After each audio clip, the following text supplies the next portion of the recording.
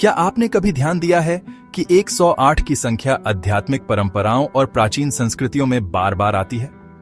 माला के मोतियों से लेकर पवित्र ग्रंथों के श्लोकों तक 108 बार बार प्रकट होता है, जो एक गहरे ब्रह्मांडीय महत्व की ओर इशारा करता है।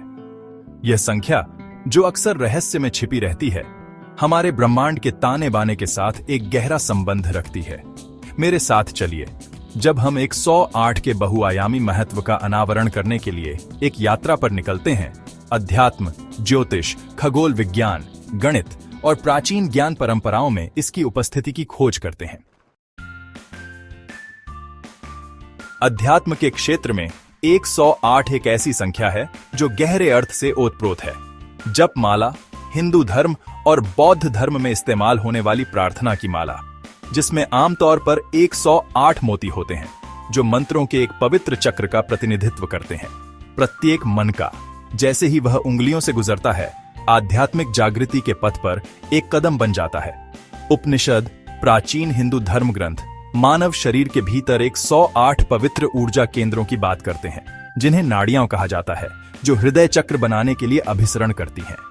भारतीय शास्त्रीय नृत्य की सुंदर मुद्राओं में भी हमें 108 अलग अलग मुद्राएं मिलती हैं, जिनमें से प्रत्येक दिव्य के एक अलग पहलू को व्यक्त करती है।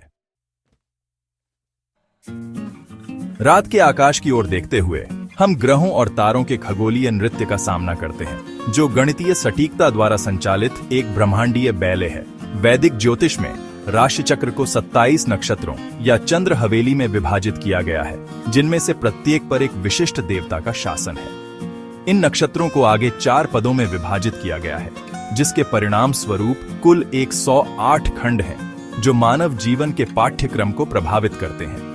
दिलचस्प बात यह है कि पृथ्वी और सूर्य के बीच की औसत दूरी सूर्य के व्यास का लगभग 108 गुना है, जबकि पृथ्वी और चंद्रमा के बीच की औसत दूरी चंद्रमा के व्यास का लगभग 108 गुना है। ये खगोलीय संबंध संख्या 108 और हमारे ग्रह को नियंत्रित करने वाली खगोलीय लय के बीच एक गहरा संबंध दर्शाते हैं।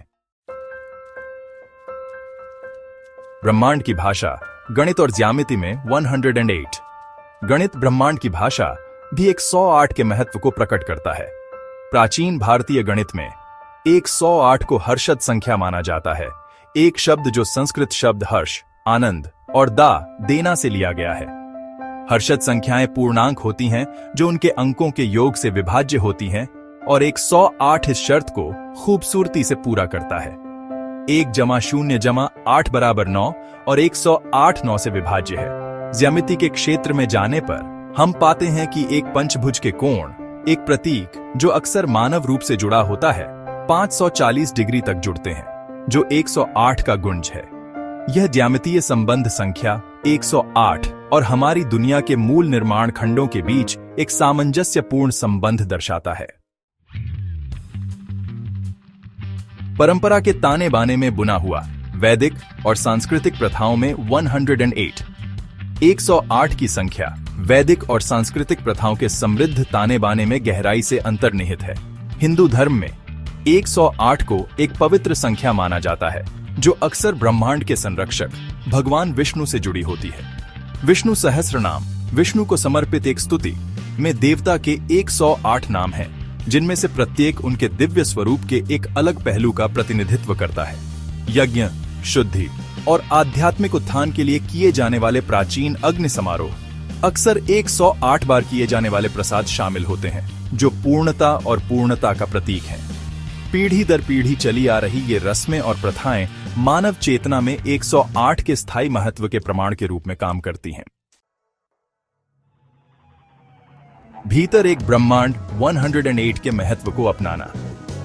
जैसे जैसे हम 108 के बहुआयामी प्रतीकवाद में उतरते हैं, हम न केवल बाहरी दुनिया में बल्कि अपने भीतर भी इसकी उपस्थिति का अनुभव करने लगते हैं। 108 की संख्या ब्रह्मांड के साथ हमारी परस्पर जुड़ाव की याद दिलाती है, जो सीमित और अनंत के बीच एक सेतु है। यह हमें अपने अस्तित्व की छिपी गहराई का पता लगाने, अपने आंतरिक और बाहरी दुनिया के बीच सामंजस्य स्थापित करने और अस्तित्व के ताने बाने में बुनी गई पवित्रता को पहचानने के लिए आमंत्रित करता है।